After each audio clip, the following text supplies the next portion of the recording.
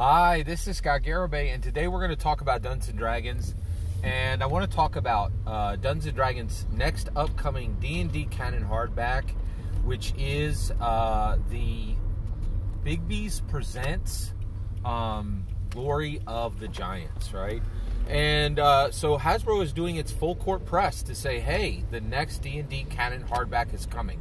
And one thing I want to just take a minute to dig into even more.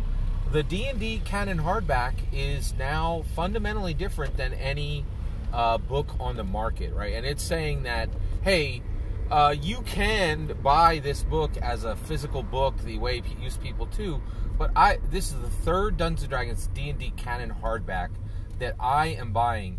And what that means is I get the physical book, but I always have access to the digital aspect as well. They're not... I buy it as a bundle, and I buy it as one product. And in my opinion, if you're buying a D&D canon hardback without the digital component, you're buying a broken product. There's no reason to do that anymore. And the ramifications of that are massive, right? Because that means I'm saying don't ever buy a D&D canon hardback in an FLGS again. That is what I'm saying. I understand the ramifications. That's huge. That's a massive change, right? But I really feel like, just buying, I don't ever, I have a book like this, Tales of the Yawning Portal, right? What's that thing, I have the physical book, right? But if I'm out and about and I'm having a discussion at the FLGS, I can't look up my data, right? To me, the D&D canon hardback, it has internal organs, which is now the digital aspect, and not just some crappy, PDF somebody plopped out, but a full hyperlinked, full access, living document that is the, but then also the rigid infrastructure, right, of actual, of the canon hardback that never changes and that there's a solid history on, right? It's both, right? And I think that's really important, right? So I wanted to talk specifically about Bigby's from the perspective of one of the things I realized is I'm not super excited about this book because I don't use giants a lot, right?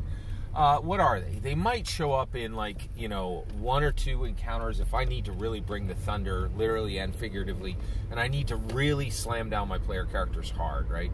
Oh, some hill giants. We're passing through the plains, right? So all of the lands of Dungeons & Dragons are now mapped to the Magic the Gathering cards.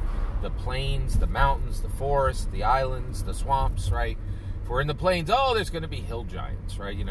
But the reality is giants are kind of problematic, right? They're these super large creatures, and you're kind of like, what am I going to do with these guys, right? And so you get to this point where you're kind of wondering, how are they going to literally fit, right? Your characters are 6 feet tall, and these guys are 40 feet tall. So where do they live? What's the structure, right? And I really think it's kind of problematic. But so I'm not excited about the book that I just spent $60. But I know there's good reason to have spent that money. And the reason why is what they are doing. Dungeons & Dragons does the hard work, right?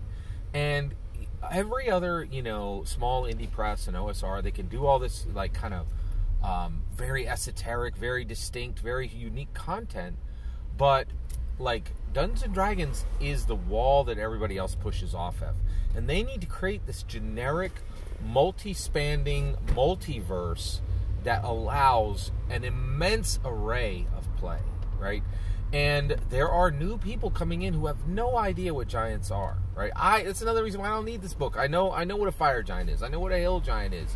I know what the giants do and how they interact, right? And so it's unlikely there's going to be new stuff here for me. But I understand that Dungeons & Dragons needs to create, the white label store brand. They have to be the generic so that they can literally please millions, rather than doing what every OSR and every indie product is doing, was I'm going to make a super unique, super tight product that will excite 100,000 people in this world and no more, right? And that will never stand as a foundation for an American blockbuster, right? So I understand why Bigby's is necessary and why we need to go down this road and have this specific book, even though it's not what I would like to see. I'm really excited about Matthew Mercer's third book, in the Exandria section, which is really unique and hyper attenuated, right? But this is a very necessary book, and as we see these D&D canon hardbacks, we, especially if you want to be a podium dungeon master, gold, silver, bronze level, you need to be thinking about what does this do for all of the D&D community, not just me.